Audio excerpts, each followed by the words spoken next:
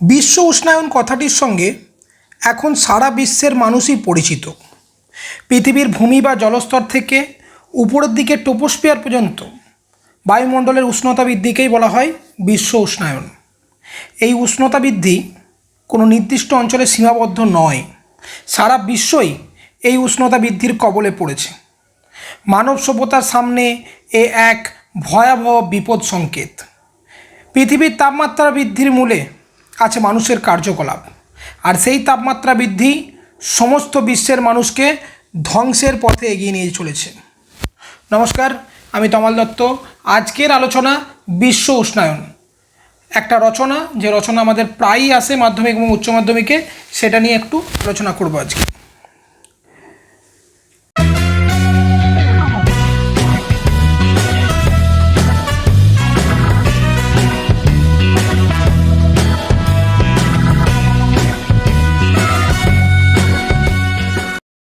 নিখিল বিশ্বের প্রতিটি মানুষ আজ একটা দূষণমুক্ত পৃথিবীর জন্য আকুল প্রার্থনা জানাচ্ছে। আমাদের চারপাশে কোথাও কোনো জায়গা নেই যেখানে দাঁড়িয়ে বুক ভরে একটু মুক্ত বাতাস টানি। আকাশে বিষ, বাতাসে বিষ, জলে বিষ, বিষে বিষে জর্জরিত পৃথিবী। আর কতদিন নীলকণ্ঠ হয়ে বেঁচে থাকবো আমরা? এই ভয়াবহ দূষণের ফলস্বরূপ বিশ্ব উষ্ণায়ন এখন সমগ্র মানব জাতির মাথার উপর মৃত্যু খাড়ারূপে ঝুলে রয়েছে। মানুষ প্রহর গুনছে মৃত্যুর। বর্তমান বিশ্বে পরিবেশবিদদের কাছে সবচেয়ে আলোচিত এবং উদ্বেগের বিষয় হলো এই গ্লোবাল ওয়ার্মিং বা বিশ্ব উষ্ণায়ন। বর্তমান পৃথিবীর সমগ্র পরিমণ্ডল পরিবেশগত দিক থেকে এক ভয়ঙ্কর সংকটের সম্মুখীন, তারই নাম গ্লোবাল ওয়ার্মিং। বর্তমান বিশ্বের এক জ্বলন্ত সমস্যা। এর ফলে পৃথিবীর মানুষের একমাত্র বসতি স্থান তা আজ বিপন্ন। মানুষের অতিমাত্রায় প্রকৃতির উপর প্রত্যক্ষ ও পরোক্ষভাবে অত্যাচারের ফলে সৃষ্ট পৃথিবীর সার্বিক উষ্ণতা বৃদ্ধির ফল অতি মারাত্মক। পৃথিবীর সামগ্রিক আবহাওয়া ক্রমাগত উষ্ণ থেকে উষ্ণতর হওয়ার ফলে গলছে পৃথিবীর সমস্ত গ্লেসিয়ার ও মেরু অঞ্চলের চিরতুহীন সাম্রাজ্য। ফলে বাড়ছে পৃথিবীর উপরিস্থ সমগ্র জলস্তর। ফলস্বরূপ ভূভাগ কমে যাচ্ছে। বহু স্থলচর প্রাণী আজ অস্তিত্ব সংকটের মুখে। মানুষও ক্রমে পরোক্ষভাবে এর নেতিবাচক প্রভাবের সামনে দাঁড়িয়ে। তাই আজ পৃথিবীর অস্তিত্ব বিনাশী এই উষ্ণায়ন সমস্যাটির প্রকৃতি কী বা কেন, ফলাফল, প্রতিকার সব বিষয়ে আমরা আলোচনা করব, এবং এটা একান্ত জরুরি।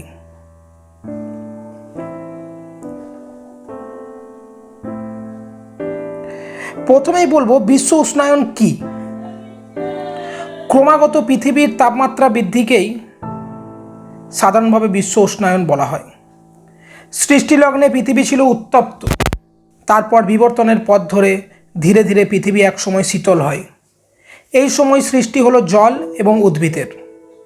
পৃথিবী শীতল না হলে প্রাণের সৃষ্টি হতো না। কিন্তু বিজ্ঞানীরা গবেষণা করে দেখছেন, পৃথিবী যত উন্নতির শিখরে উঠছে তার গড় তাপমাত্রাও ধীরে ধীরে বৃদ্ধি পাচ্ছে। এই তাপ বৃদ্ধির নামই বিশ্ব উষ্ণায়ন। এরপর আমরা কারণগুলো একটু আলোচনা করে নিই।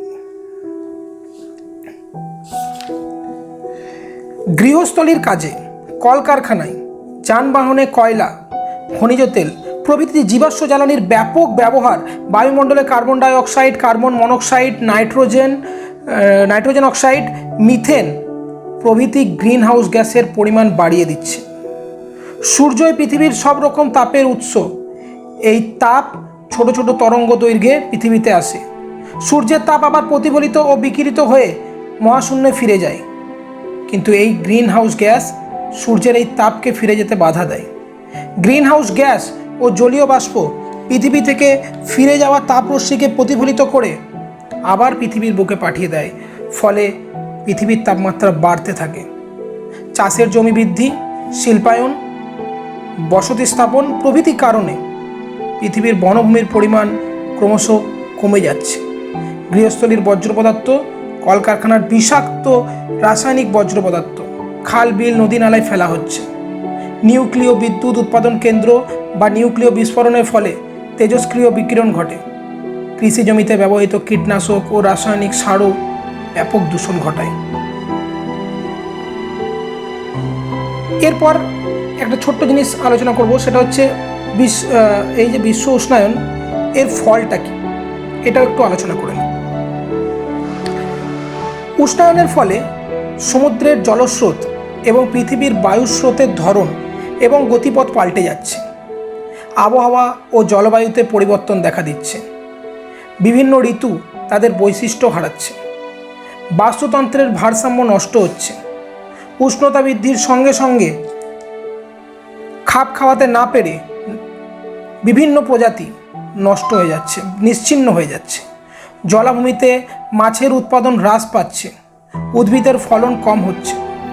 তাপমাত্রা বৃদ্ধির সঙ্গে এক সময় নিশ্চিহ্ন হয়ে যাওয়া ভাইরাস আবার ফিরে আসছে, কিংবা কিছু ভাইরাস অতিমাত্রায় সক্রিয় হয়ে উঠছে।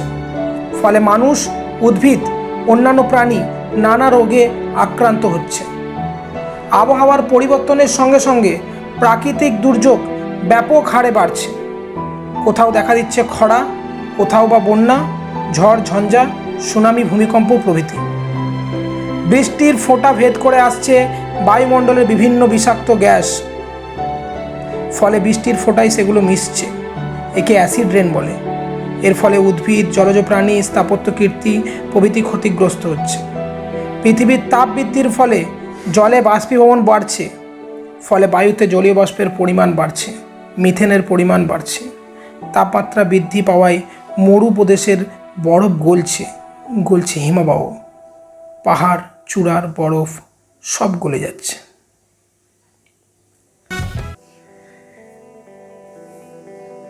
এরপরে একটা ছোট্ট ব্যাপার তোমাদের সাথে আলোচনা করে নিই, সেটা হচ্ছে উষ্ণায়নের জন্য দায়বদ্ধ দেশ। পৃথিবীর এই উষ্ণায়ন প্রক্রিয়ায় সবচেয়ে বড় অবদান মার্কিন যুক্তরাষ্ট্রের। মোট উষ্ণায়নের প্রায় 21%, যেখানে সম্মিলিত ইউরোপীয় দেশগুলির মাত্র 14%, চীনের 6%, সেক্ষেত্রে ভারতের মাত্র 4%, বাকি সব অন্যান্য দেশসমূহের। তবে উষ্ণায়নের দায় কম বেশি যারই থাকুক না কেন, এর ফল ভোগ করে সমগ্র পৃথিবীর মানুষ। সমগ্র পৃথিবীর মানুষকে এর ফল ভোগ করতে হবে ভবিষ্যতে। এখনও করছি, ভবিষ্যতেও করব। পৃথিবীর অন্যান্য দেশের সঙ্গে ভারতের নীতি ও উদ্যোগ, এটা একটু আলোচনা করে নিই। গত 2010 সালের 7ই ডিসেম্বর থেকে 18ই ডিসেম্বর ডেনমার্কের রাজধানী কোপেনহেগেন, এই যে শহরটা, এই শহরে বিশ্ব পরিবেশ সম্মেলন অনুষ্ঠিত হয়েছিল। এই সম্মেলনে জলবায়ু পরিবর্তন ও পরিবেশ উন্নয়নের বিষয়ে পারস্পরিক আর্থিক ও তথ্য আদান প্রদানের যে আলোচনা ও সিদ্ধান্ত গ্রহণ করা হয়েছিল, তা পরবর্তীকালে বিশ্বের সকল শিল্পোন্নত দেশগুলি আন্তরিক হয়নি। সমস্ত শিল্পোন্নত দেশগুলি গ্রহণ করেনি। ফলে ওই সম্মেলনে পরবর্তী মেক্সিকো বৈঠক পর্যন্ত অপেক্ষা করার কথা আমরা ভেবেছিলাম।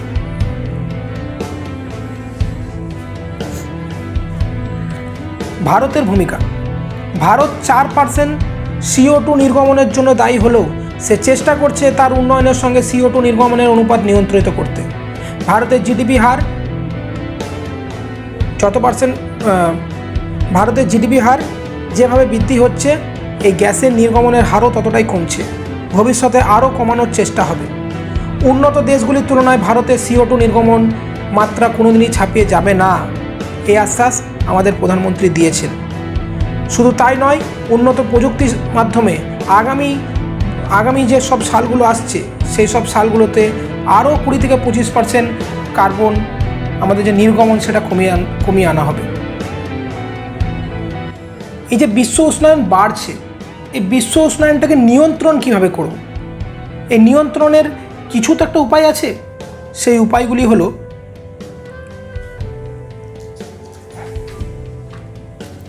বিশ্ব উষ্ণায়ন নিয়ন্ত্রণের উপায় মানুষের হাতেই রয়েছে।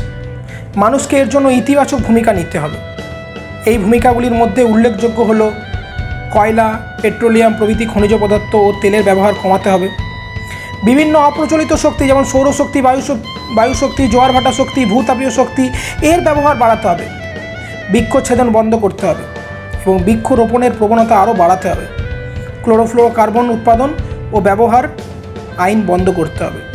গ্রিন হাউস প্রভাবের কুফল সম্পর্কে জনগণকে সচেতন করতে হবে এবং সবশেষে বিদ্যালয়, কলেজ, বিশ্ববিদ্যালয়গুলিতে পরিবেশবিদ্যা আবশ্যিক করতে হবে।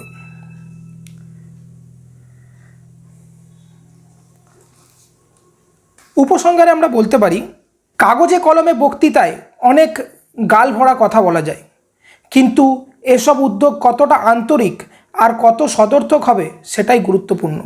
এ বিষয়ে অবশ্যই বেশি দায় উন্নত দেশগুলির। তবে এই মানব সভ্যতা বিনাশী উষ্ণায়ন একে পরাজিত করার জন্য সংগ্রাম করতে হবে। ধ্বংসের কিনারে দাঁড়ানো সামগ্রিকভাবে মানুষকেই লড়াই করে যেতে হবে এই বিশ্ব উষ্ণায়ন নামক দৈত্যের বিরুদ্ধে। মনে রাখতে হবে, মানুষ অমৃতের পুত্র। কবি জীবনানন্দ দাশ একবার বলেছিলেন, পৃথিবীর গভীরতর অসুখ সেই অসুখ এখন আরও ভয়ঙ্কর আকার ধারণ করেছে। পরিবেশ দূষণের কালসাপ এখন প্রতিনিয়ত তার বিষ ফণা তুলে মানব সভ্যতাকে দংশন করতে উদ্যত। দূষণের বিষে জর্জরিত আমরা। এর প্রতিকারের জন্য আমাদের ভূমিকা আরও সক্রিয় হওয়া প্রয়োজন। পরিবেশবিদগণ ইতিমধ্যেই বসুন্ধরা শীর্ষক বৈঠকের মাধ্যমে পৃথিবীর উন্নত দেশগুলিকে নিয়ে আলোচনা করছে। তবে শুধু আলোচনার জন্যই আলোচনা হলে চলবে না, সমস্যার সমাধান হতে হবে। প্রত্যেক দেশকে এ ব্যাপারে সক্রিয় ভূমিকা নিতে হবে। তা না হলে এই শতাব্দীর শেষের দিকেই মানব সভ্যতা ধ্বংসের পথে পা বাড়াবে। এই ছিল ছোট্ট একটা রচনা, বিশ্ব উষ্ণায়ন, যেটা মাধ্যমিকে এবং উচ্চ মাধ্যমিকে প্রায় আসে। আশা করি তোমাদের ভালো লেগেছে। তোমাদের যদি অন্য কোনো রচনার কোয়ারি থাকে বা অন্য কোনো রচনা জানতে চাও, তাহলে কমেন্ট বক্সে সেটা জানাও। আমি চেষ্টা করব খুব তাড়াতাড়ি সেই সব রচনাগুলো তোমাদের উদ্দেশ্যে দিয়ে দেওয়া।